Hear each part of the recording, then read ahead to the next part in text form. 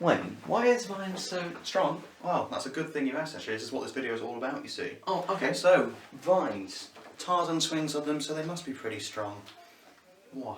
Well, it's all because of the cellulose, but why is that strong, Wayne? Well, cellulose is made up of beta-glucose. It is. We do beta like this, but it's beta-glucose. Yeah. And remember, plants have lots of glucose. So it's made up in big chains. And the beta-glucose, they can form perfectly straight 1 to 4 glycosidic bonds. Yeah, that's so remember this an is important oxygen. thing. There's 1 to 4 glycosidic links, which makes a straight chain. So it's looking like this, 1 to 4, and this would carry on. This would be another 1, there'd be another 4 here. It would go on again. I'm only going to draw 3, but it would continue in very long chains. Mm-hmm.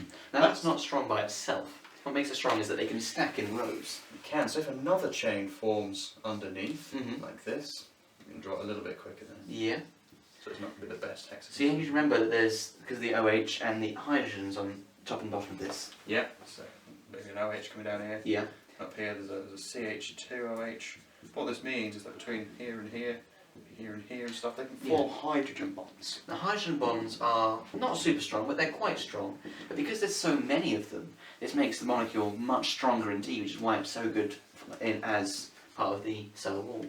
And because they are perfectly straight, they can stack lots and lots of times. So there'd actually be another one under here, Yeah. and it would continue going. Obviously 3D and stuff. Yeah, obviously 3D. So Yeah. they can make sort of cylinders of these as well. And that's why stems look like stems. Then they'll be really bloody strong, and you can swing on them. Now that's good. That's not the only thing plants use glucose for, is it? No, glucose, like in most things, can be used for energy, but it's not quite the same. They don't use the cellulose to get glucose. They don't, 'cause that's not a very good storage molecule, because it takes a lot of space. It does. So what they do is they now use alpha glucose as well. So we do alpha like this. Yeah, and in plants, energy is stored as starch, which is made of 2 different molecules.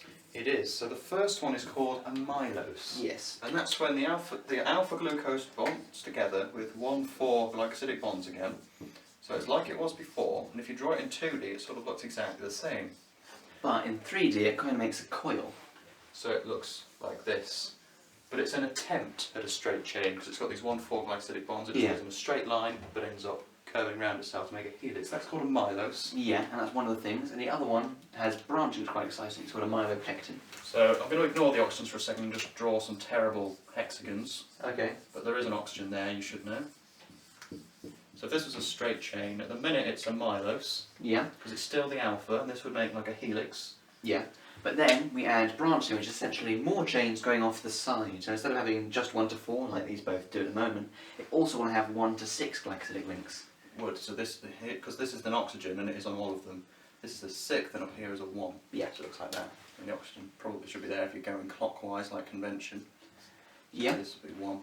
But it forms 1, 6 and 1, 4 glycosidic bonds and makes a complex 3D thing. Yeah. It's got branching, so we call it a myelopectin. And again, these quite much tighter compact, so they take up less area, which is good for energy. Because they've got all these branching, all this different area, it is easy to just attack them, snip off the bits you need and get some energy. Yeah, because they only remove glucose at each end. When there's loads of ends, it happens really fast. And that's why vines are so strong. But what brought that question on? That shows when I ask, why is Vine so popular? Well, it's not, is it? I didn't like YouTube grapes. is the way for... Yeah, exactly. Grapes are rubbish.